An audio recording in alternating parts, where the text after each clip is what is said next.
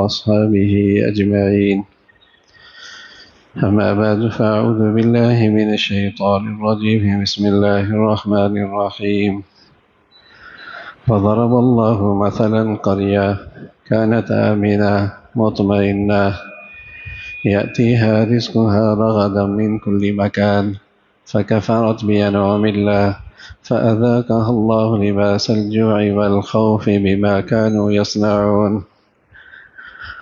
وضرب الله مثلا قرية كانت آمنة مطمئنة يأتيها رزقها رغدا من كل مكان فكفرت بأنعم الله فأذاقها الله لباس الجوع والخوف بما كانوا يصنعون. صدق الله العظيم. اللهم صل على سيدنا محمد وعلى آل سيدنا محمد وبارك وسلم.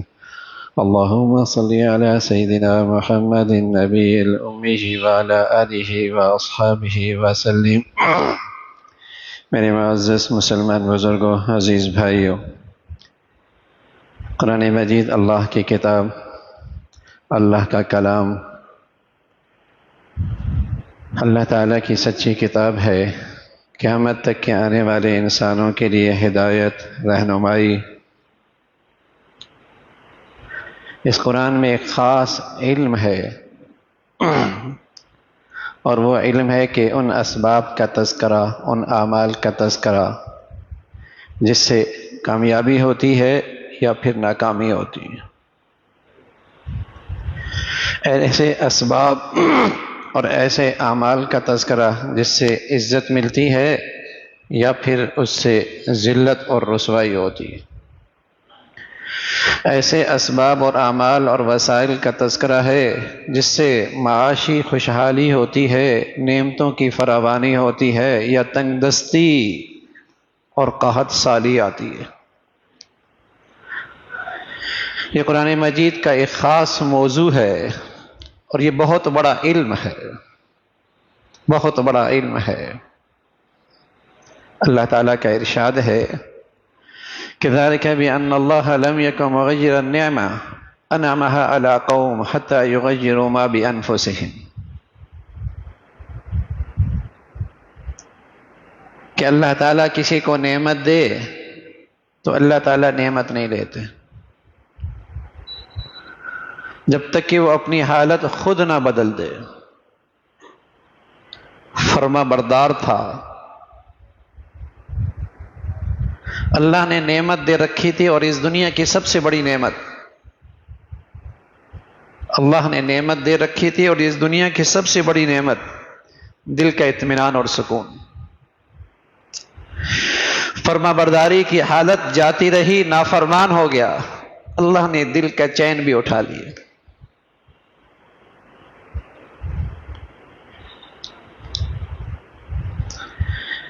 اس کے گھر میں اور اس کے معاشرے اور سوسائٹی میں امن تھا، اور امن ہی امن تھا اور اطمینان تھا۔ قوم فرما بردار تھی، حالت یہ تھی، حالت بدل گئی، سرکش ہو گئی، گناہوں پہ جری ہو گئی، گناہوں پہ فخر کرنے لگی، اللہ کے مقابلے پہ کھڑی ہو گئی۔ اللہ نے امن چھین لیا، اطمینان اٹھا لیا، اور ہر طرف افراتفری کا عذاب مسلط کر دی۔ ذالک بأن اللہ لم یکن مغیرا نعمہ انعمها على قوم حتى یغیروا ما بانفسهم۔ فرما بردار تھے، نافرمان ہو گئے، پرسکون رہا کرتے تھے، پریشان ہو گئے۔ فرما بردار تھے، باغی بن گئے، سرکش ہو گئے۔ گھروں میں پیار اور محبت تھی، ہر گھر میں نفرتوں کی آگ بھڑکنے لگی۔ مل کے رہا کرتے تھے، محبتوں سے رہا کرتے تھے، اخوت اسلامی کی مٹھاس موجود تھی۔ احسان فراموش بن گئے، احسان فراموش بن گئے، ناشکرے ہو گئے۔ اللہ تعالیٰ نے امن اٹھا لیا، اتفاق اٹھا لیا، اور ہر طرف نفرتوں کی آگ بھڑکنے لگی۔ یہ قرآن کا ایک خاص علم ہے۔ حضرت علی فرمایا کرتے تھے رضی اللہ تعالیٰ عنہ ما نزل بلا الا بذنب. ارے میاں مصیبت جب ہی آتی ہے، نعمت جب ہی جاتی ہے جب کوئی نافرمانی ہوتی. ما نزل بلا الا بذنب وما رفع. اور یہ مصیبت جائے گی بھی نہیں، ہاں توبہ کرے گا تو، جب توبہ کرے گا. تو جیسی حالت، ان اللہ لا یغیر ما بقوم حتی یغیروا ما بانفسہم، اللہ تعالیٰ قوم کے حالات نہیں بدلا کرتے جب تک کہ قوم اپنے حالات خود نہ بدلے. یہ قرآن کا ایک بڑا علم ہے کہ وہ کون سے اسباب ہیں، کون سے وہ اعمال ہیں جس سے اللہ کی مدد اور نصرت اور اللہ کی نعمتوں کی بارش ہوتی ہے، اور وہ کون سے ایسے اعمال ہیں جس سے اللہ کی رضا اور اللہ کی نعمتوں کے دروازے بند ہو جاتے.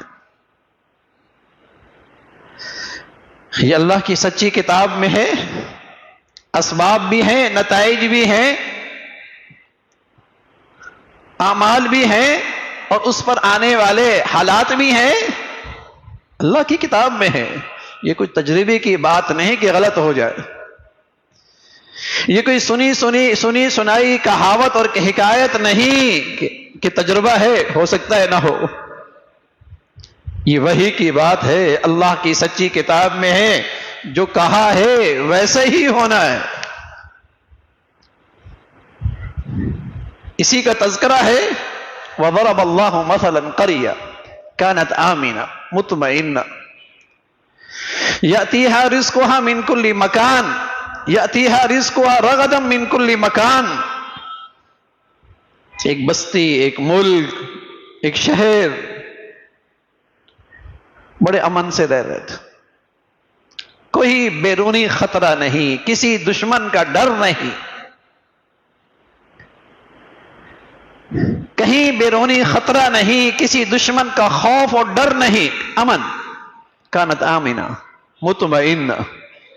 اور صرف امن نہیں تھا، بس اوقات باہر کے دشمن کا ڈر نہیں ہوتا لیکن اندر خوف ہوتا ہے، اور ایک عجیب سا خوف ہوتا ہے، پتہ نہیں کل کیا ہوگا، پھر کیا ہوگا، اور پھر کیا ہوگا. دور کے اندیشے اس کی راتوں کی نیندیں اڑا دیتے ہیں، دور کی کہانیاں اس کی زندگی کا سکون اٹھا لیتی، دور کے خیالات اس کی زندگی کا مزہ، لطف، لذت چھین لیتی ہیں. لیکن ایک بستی ہے کانت آمنہ، امن بھی تھا، بیرونی دشمن کا ڈر کوئی نہیں، مطمئنہ، یہاں بھی بڑا سکون تھا، اطمینان. میں عرض کر رہا ہوں اس دنیا کی نعمتوں میں سب سے بڑی نعمت ایمان کے بعد اطمینان ہے. اطمینان کی دولت ہے، بڑی عجیب دولت ہے. یہ نصیب ہو جائے. اور قسم خدا کی، خدا فراموشی کا پہلا نتیجہ، خدا فراموشی کا پہلا نتیجہ، خدا فراموشی کی پہلی سزا اضطراب قلب ہے، دل کا سکون کا چلے جانا. ہو سکتا ہے کوٹھی بھی نہ جائے، بنگلہ بھی نہ جائے، عہدہ بھی نہ جائے، منصب بھی نہ جائے، اسٹیٹس بھی نہ جائے، گناہوں کی زندگی ہو، یہ سب نقشے ہوں، لیکن گناہ ہو اور دل کا سکون ہو، یہ دونوں کبھی اکٹھے نہیں ہو سکتے. گناہوں کی زندگی ہو اور دل کا چین اور اطمینان ہو، یہ دونوں کبھی نہیں اکٹھے ہو سکتے. روئے زمین پہ نہ کوئی جھونپڑی ملے گی نہ کوٹھی ملے گی، دونوں کبھی اکٹھے نہیں ہو سکتے. خدا فراموشی، احسان فراموشی کا پہلا نتیجہ جو کسی معاشرے میں آتا ہے، کسی سوسائٹی میں آتا ہے، کسی گھر میں آتا ہے، کسی کی زندگی میں آتا ہے، وہ اضطراب قلب ہے، وہ دل کی سکون اور چین کا چلے جانا ہے. بڑی سزا ہے، بڑی سزا ہے. لاکھوں کروڑوں نعمتیں بھی ہوں اور دل کا چین نہ ہو تو ساری نعمتوں کا چوکیدار تو رہتا ہے، لطف نہیں لے سکتا. ان نعمتوں کی چوکیداری تو رکھتا ہے، مزہ نہیں لے پاتا، عجب سب بے چینی ہے، کچھ نہیں سمجھ میں آ رہا، گاڑی بھی شاہانہ ہے، سواری بھی بڑھیا ہے، ہیرے اور جواہرات بھی جسم پہ ہے، لباس بھی بڑا قیمتی ہے، اسٹیٹس بھی کیا ہی کہنے ہیں، لیکن کیا کریں، دل کا چین ہے، بے چینی ایسی ہے، آگ لگی ہے۔ خدا فراموشی، احسان فراموشی کی پہلا نتیجہ، پہلی سزا، یہ نعمت چلی جاتی ہے۔ ذالک بأن اللہ لم یکن مغیرا نعمتا انعمها علی قوم حتی یغیروا ما بانفسہم۔ یہ امن، یہ اطمینان، یہ سکون، یہ محبتیں، یہ پیار، یہ اتفاق یوں ہی نہیں جاتا، فرما بردار ہوا کرتے تھے، فرما بردار ہوا کرتے تھے، اخلاقیات ہوا کرتی تھی، سچائی اور کچھ دیانت ہوا کرتی تھی، اللہ سے کچھ ڈر ہوا کرتا تھا، اللہ کا کچھ ڈر ہوا کرتا تھا، سارا خاندان باہمی شیر و شکر تھا، ہر ایک دوسرے کے درد میں، تکلیف میں سہارا بنا کرتا تھا، اپنائیت تھی، اپنائیت، پیار تھا، پیار، خوف خدا تھا، نیکی تھی، لیکن اللہ کا خوف ایسا نکلا کہ اللہ ہی کا باغی بنا، گناہ بھی کرتا ہے، اسٹیٹس بھی سمجھتا ہے، گناہ بھی کرتا ہے، فخر بھی کرتا ہے، گناہ بھی کرتا ہے، سرکشی بھی کرتا ہے، سزا دی اللہ نے، سزا دی اللہ نے، اپنوں میں بھی اپنائیت نہ رہی بھائی، اولاد میں بھی اپنائیت نہ رہی، میاں بیوی کی 30-40 سال زندگی ایک گھر میں گزری ہے، میاں بیوی کی زندگی 50-60 سال کی زندگی گھر میں گزری ہے، اپنائیت وہاں بھی نہ رہی، کیا سزا ہے، کیا سزا ہے، کیسی حالت بدلی ہے۔ اللہ کریم کہہ رہے ذالک بأن اللہ لم یکن مغیرا نعمہ، ہم کوئی نعمت دے، ہماری طرف سے کوئی عطا ہو پھر ہم لے لیں، نہ، یہ فرما بردار تھا تو نعمت بھی تھی، سکون بھی تھا، محبتی بھی تھی،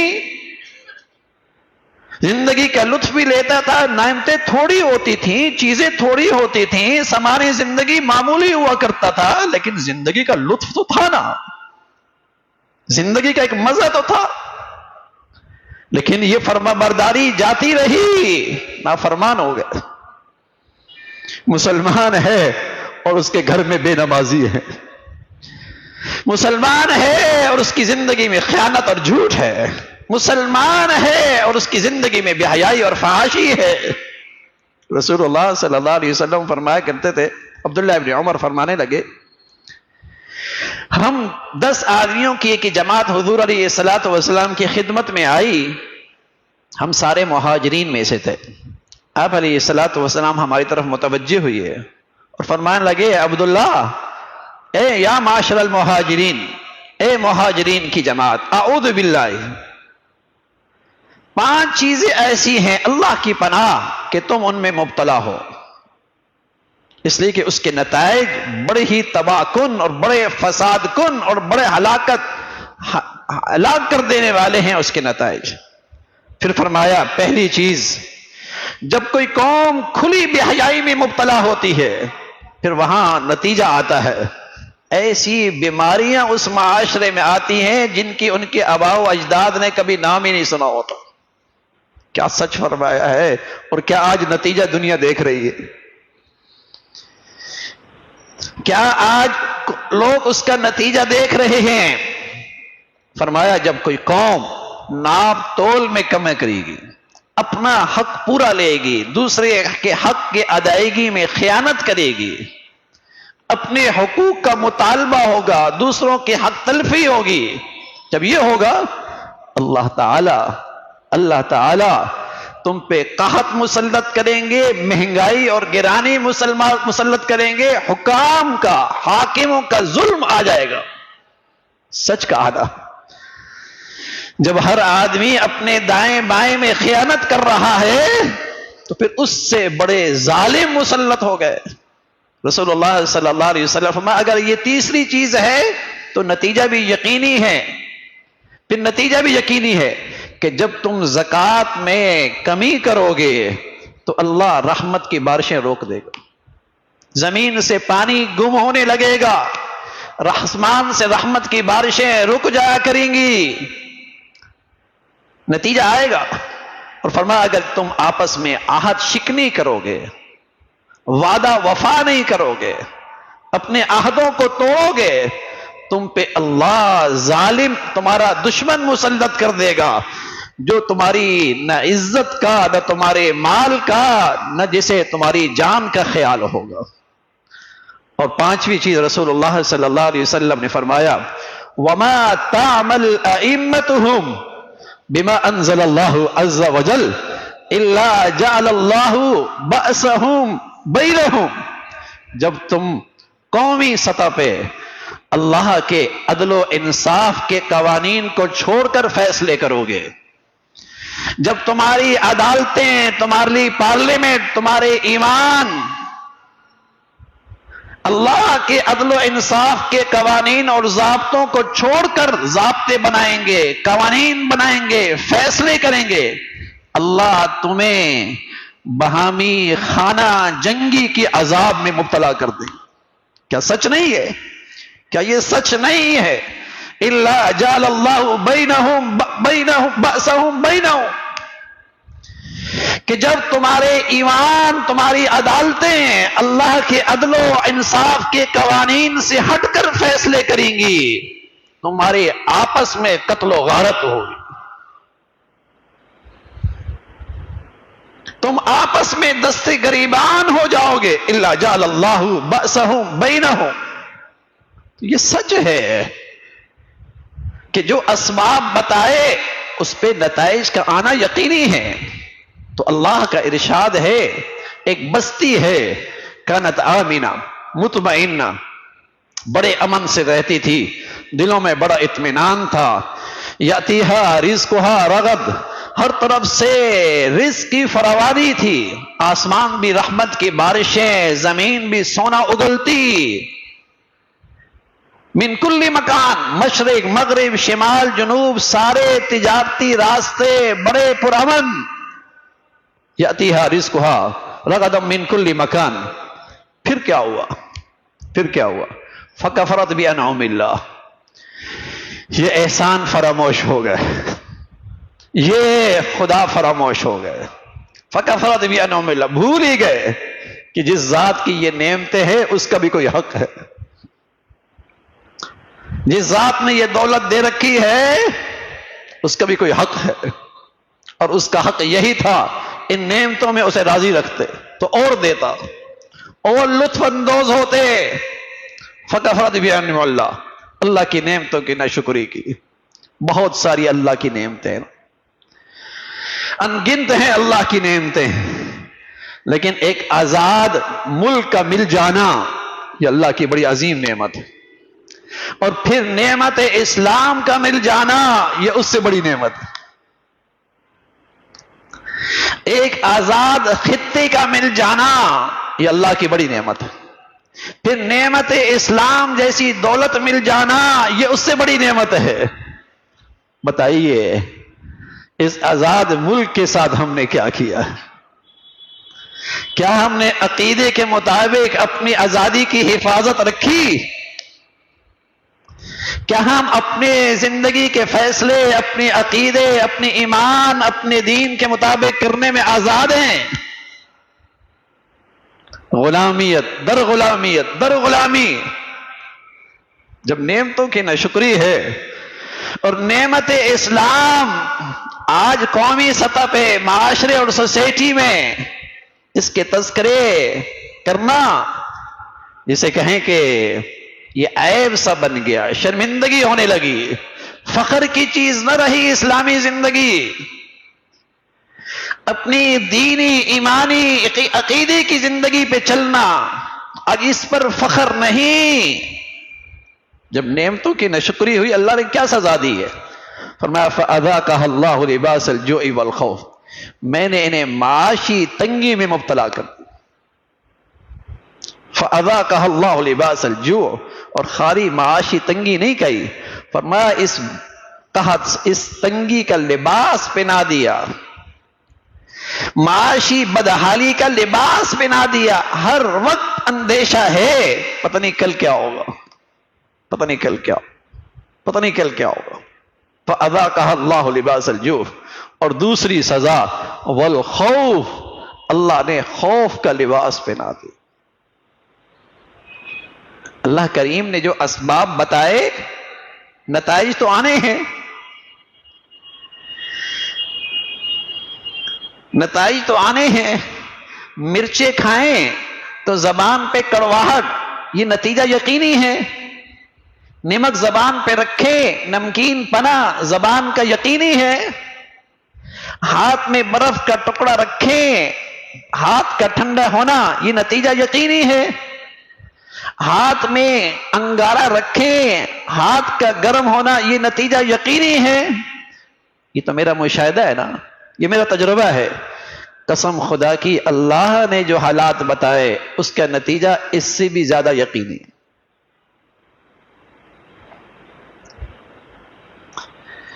اللہ نے جو حالات بتائے، جو اعمال بتائے، ان کا نتیجہ اس سے بھی زیادہ یقینی ہے۔ فَأَذَاقَهَا اللَّهُ لِبَاسَ الْجُوعِ وَالْخَوْفِ، لباس تو آئے گا، خوف تو آئے گا، اور یہ انسان کا اپنا کیا کر آیا ہے نا۔ اذا غیر غیر علیہ جزاء وفاقا وما ربک بظلام للعبید۔ اذا غیر غیر علیہ، جب یہ فرما برداری سے نافرمان ہو گیا، جب یہ شکر گزاری سے ناشکرہ بن گیا، جب یہ احسان شناسی سے احسان فراموش بن گیا، اذا غیر غیر علیہ، پھر اس کے حالات بھی تو بدلیں گے نا۔ جزاء وفاقا، بدلہ پورا پورا ملے گا۔ وما ربک بظلام للعبید، اللہ اپنے بندوں پہ زیادتی نہیں کرتے، جو بوئے گا وہی کاٹے گا۔ تو میرے عزیزو، یہ ایک وہ علم ہے جو قرآن کے صفحات میں بہت نمایاں ہے، یہ وہ علم ہے جو اللہ کے اس پیغام میں بہت نمایاں ہے کہ نعمتیں اللہ نے دی ہیں، پھر اللہ کی فرما برداری اور اس کی احسان شناسی اور اس کی شکر گزاری سے ان نعمتوں کی حفاظت کرو، ورنہ یہ نعمتیں چلی جایا کرتی ہیں۔ جو کچھ کہا سنا، اللہ تعالی عمل کی توفیق نصیب فرمائے۔ وآخر دعوانا ان الحمد للہ رب العالمین۔